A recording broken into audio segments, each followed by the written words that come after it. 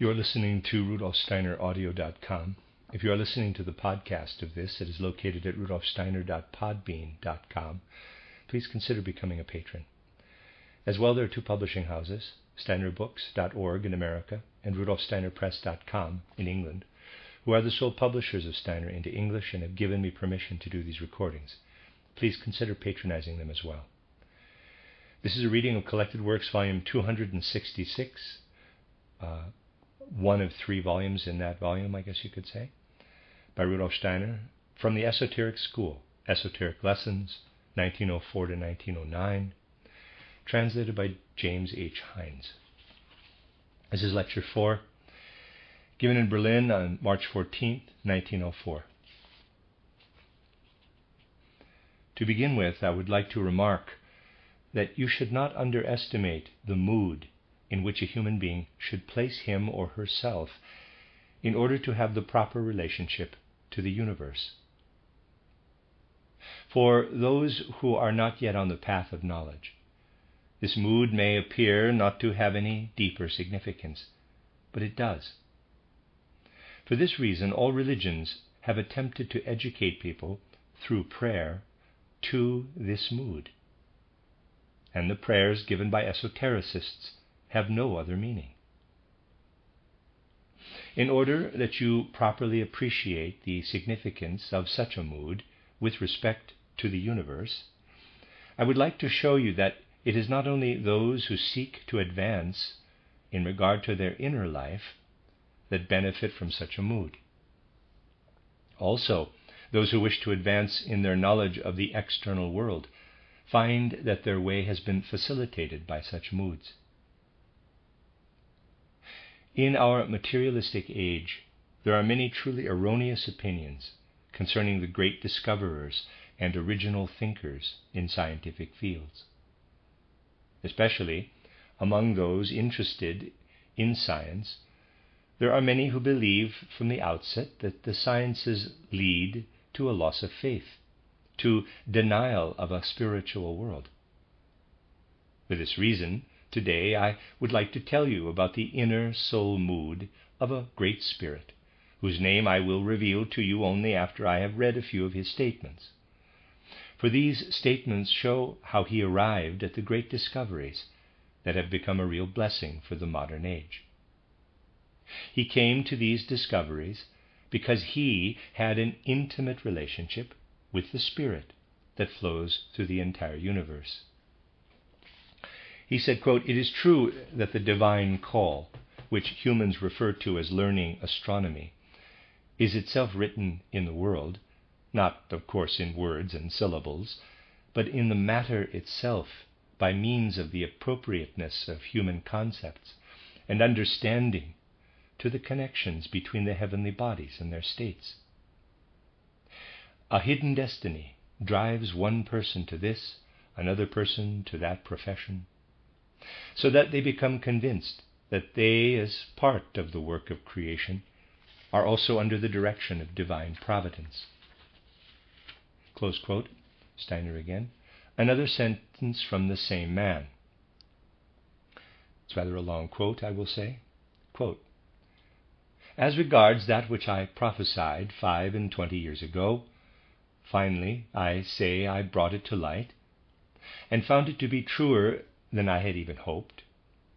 And I discovered among the celestial movements the full nature of harmony in its due measure, together with all its parts unfolded in Book 3, not in that mode wherein I had conceived it in my mind, this is not last in my joy, but in a very different mode, which is also very excellent and very perfect.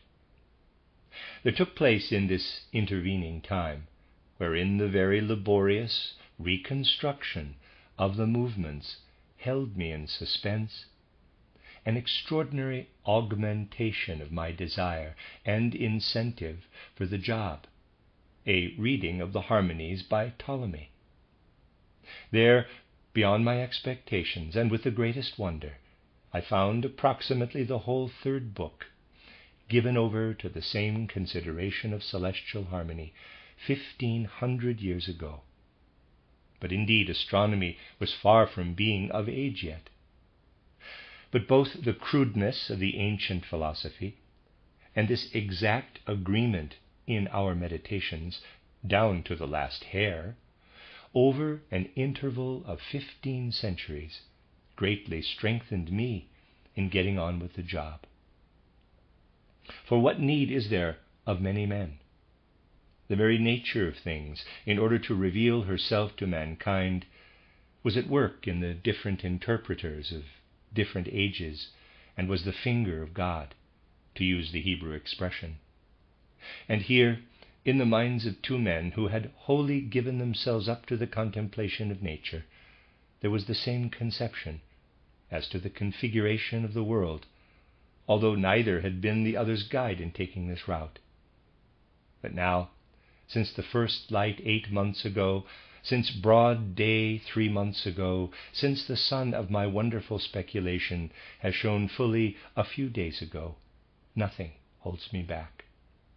Close quote. These words were written by the great astronomer Johannes Kepler, who was the first to explain to human beings how the planets move, the paths of their orbits. From this you can see that true science has nothing to do with unbelief in the spirit. And those who, on the basis of discoveries such as were made by Kepler, Copernicus, Galileo, and others, would want to claim that the world is not flooded with spirit, that a spiritual view of the world has been overcome, such people would be assuming a strange position. For the harmony of the universe was revealed to those like Kepler, who made the great discoveries of natural science out of this devotional mood. To start with, we need to raise ourselves up to the recognition that the personality of the human being is not yet its true self. Rather, this true self, toward which we must strive, is something that must be developed in us more and more through many incarnations. Goethe thinks this too when he says, quote, "Whoever strives with all his power, we are allowed to save.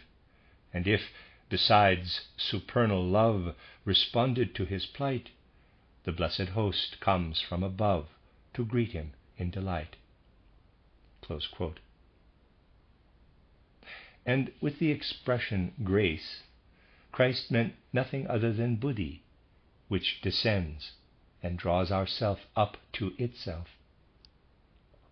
Buddhi is grace. And this ongoing striving toward the fields which the Theosophist calls the plane, the level of buddhi, the plane of blessedness, is what brings us knowledge. And all those who truly know, who have achieved knowledge, who had knowledge, are aware of having come from nature to grace and from there to glory. And that was the prayer of Kepler. When he felt the entire significance of his discovery, he was not the arrogant scholar who says, "I have now discovered this." Rather, Kepler's attitude was the mood from which his great discovery was born. And this mood was as follows. Quote, "O thou, who dost by the light of nature promote in us the desire for the light of grace, that by its means thou mayest transport me with thy makings, and in the works of thy hands have I exulted. Behold, now I have completed the work of my profession, having employed as much power of mind as thou didst give me. To the men who are going to read those demonstrations, I have made manifest the glory of thy works, as much of its infinity as the narrows of my intellect could apprehend. If there is anything unworthy of thy designs brought forth by me, or if I have loved my own glory among men, while I am advancing in the work destined for thy glory, be gentle and merciful, and pardon me." Close quote. The human soul is often called an image of the divine being. Meditating on this picture makes it clear that our essential being is not located in us, but rather outside. That our higher self is external to us, and we can only mirror it.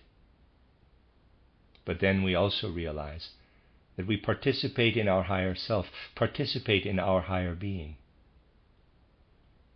That the pictures employed by Theosophists are not arbitrary. This can be proven by another of Kepler's statements about the soul that fully agrees with the theosophical truth concerning the soul. Quote, "Concerning the soul, my thoughts are approximately as follows. It is like a mirror that reflects the sun. If one ceases to experience it in the sensuous world, nevertheless it does not cease existing." Close quote. Kepler said what he had heard from the Spirit who spoke to him. I cite this here in order to show how a devotional mood must be considered in everything. No one can attain to higher knowledge but those who at first believe and then call upon themselves to ascend to knowledge. Those who know that with every thought we allow a spiritual flow into us, who are aware of that, they receive as a consequence the gift of higher knowledge. Those who know that higher knowledge is a form of communion also know that it is nothing other than what is symbolized in the sacrament of Holy Communion. As holy, as great as this is to comprehend, it should be thought of as union with the spirit of the world. Those who feel themselves to be unworthy, well, they must simply push through, must make themselves worthy and capable of this knowledge. The mood or attitude of devotion is something that works wonders in this area.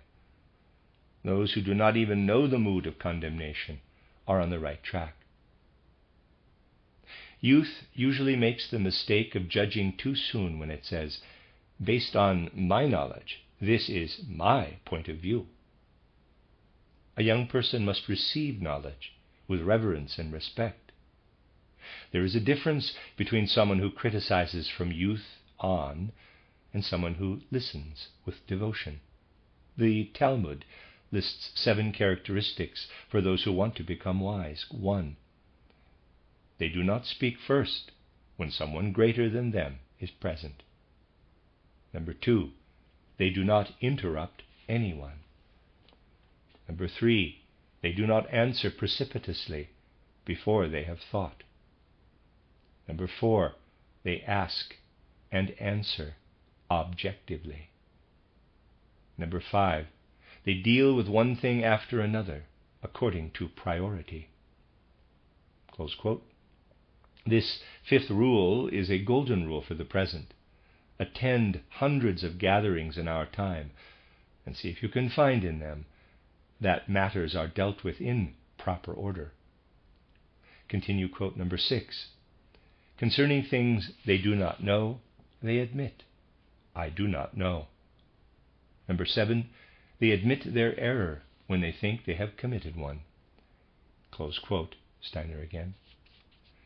Those may appear to be very trivial rules of life, but are enormously important because they stimulate reverence for knowledge. And that is what brings about more for spiritual knowledge than anything else. One needs to have experienced how different the auras are of young people who have this reverential attitude from those young people who do not. A clairvoyant can distinguish very clearly if someone sitting in an auditorium, let us say, is listening with genuine reverence. For such a person will have blue and violet rays and currents in his or her aura. And then, too, one can clearly distinguish those listeners, namely in a group of students they are frequently to be found, who already at 20 years of age cherish their own thoughts and also express them. Quote, "This is my point of view. This seems right to me. That seems false." Close quote. On the other hand, there are young people who reach for the door handle of a great personage only with a holy sense of awe. These young people achieve the very highest and come the furthest in higher knowledge. And then, too, it is of importance that we maintain order in our sequence of thought. The following words from title Light on the Path appear to contain a contradiction, but those who wish to advance must live with it. They must keep two opposing thoughts in mind. Number 9, desire only that which is within you. Number 10, desire only that which is beyond you. Close quote. You will ask yourself perhaps, quote, do I need both of these sentences, and to what end? Close quote. Yes, indeed, we need both of them. And we want to clarify both sentences because control of one's thinking is to be found therein. We must practice them so that we do not grasp a truth in a one-sided way, but rather observe the world from all sides. Let us first consider the sentence, desire only that which is within you, and then the second sentence, the second thought, desire only that which is beyond you. Life alternates between good and evil, between beauty and ugliness, and so forth. Those are things that always contradict one another. However, we will only get to know the life of the Spirit if we do not allow ourselves to get stuck in the details. We must not simply be rebuffed by the contradictions, but realize that these contradictions signify life. In this way, we are practicing thought control, so that we are constantly clear that when we have grasped a thought, we must immediately seek the other that corresponds to it, a thought that is related to the first one, as hunger is to satiety. In this way, one side of a thought is supplemented by the other side, just as light and shadow, positive and negative, complete one another. Thus, thoughts must unfold within us in a strictly ordered way. Let us note the rule. To every thought, add the opposite.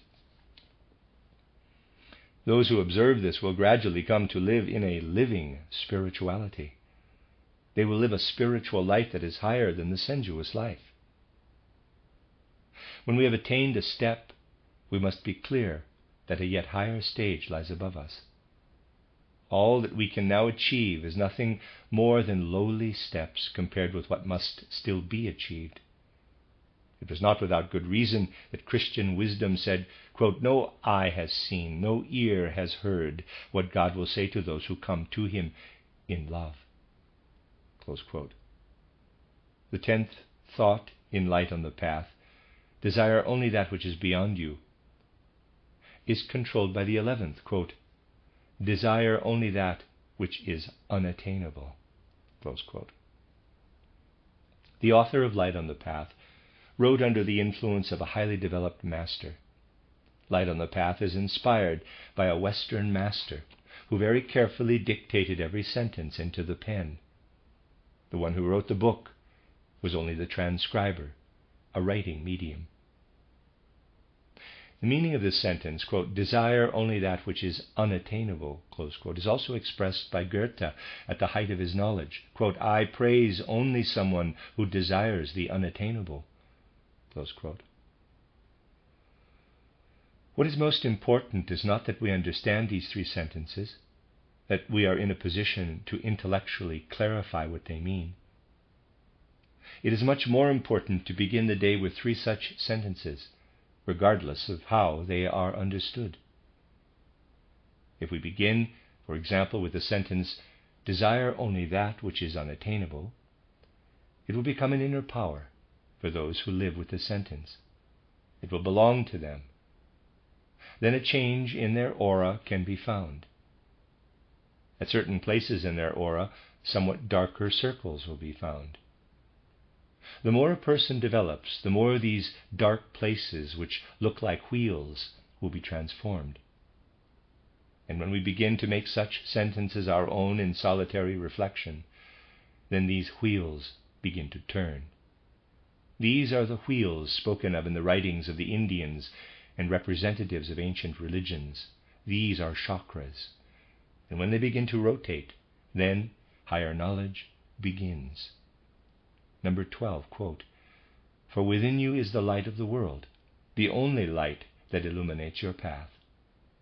If you are unable to perceive it within you, it is useless to look for it elsewhere. It is beyond you, because when you reach it, you have lost yourself. It is unattainable, because it forever recedes. You may enter the light, but you will never touch the flame." Close quote. And that is the end of Lecture 4 and the end of Part 1 of Esoteric Lessons.